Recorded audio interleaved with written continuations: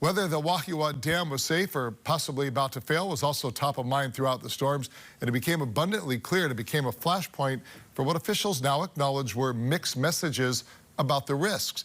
Gina Mangieri always investigating and has more. The messages were frequent and alarming. City alerts stating dam failure, Wahiawa Dam, and dam at imminent risk of failure, evacuate now. But according to officials at Dole, which owns portions of the structure, so the dam is stable and was stable, and the reservoir was stable. We actually had a great interagency tour this morning. Governor got to actually go down to where the height of it was, and you could see there was still a lot of foot and what we call freeboard to go. But at the height of the storms, water did reach levels that triggered use of the spillway, and that contributed to water in area streams that were also swelling from rain and runoff unrelated to the reservoir's spillover. You absolutely do want to evacuate, because once it starts to enter the spillway, you have huge volumes of water starting to come out. And because it's a bowl, it doesn't steadily increase, it increases significantly. So absolutely, it's the right call to evacuate people. Nonetheless, officials say they'll work on keeping the message straight, complicated in part by differences in how each agency measures levels at dams and reservoirs. Because when we're looking at the different thresholds, there's certain actions that we'll take. That doesn't mean that it's a dam failure.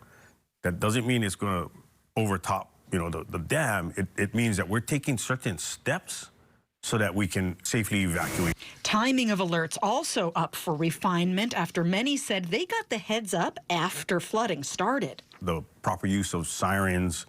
So we have to really look hard at that, look at the timing of it, and look at what messaging is going out to the communities, and then who's sending it, the source of the messaging and the wording. So we have to really look at all of that and with a fine-tooth comb saying, okay, how do we make this better for our citizens? Meanwhile, two other big factors are in motion at Wahiawa Dam. One, improvements to the spillway. I think in the immediate short term, we have to widen the spillway so that more water can escape and take pressure off of the dam. Dole's representative agrees that's the primary structural related issue because maintenance and inspection are on track. There were studies done, engineering done, that's been given to the state, that Dole did. It handed it over to DLNR, to the Department of Ag. The state is going to have some decisions as to what sort of upgrades or changes they want to make to the system. The other issue at the dam still in motion, transfers of ownership and control to make the reservoir essentially a public asset, something that passed the legislature years ago, but not yet wrapped up officially.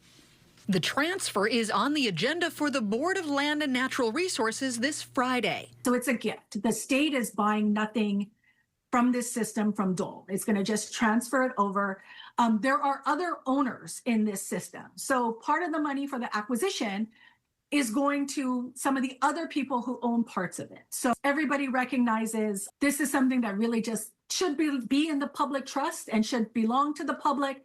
Gina Mangieri, KHON2 News, always investigating.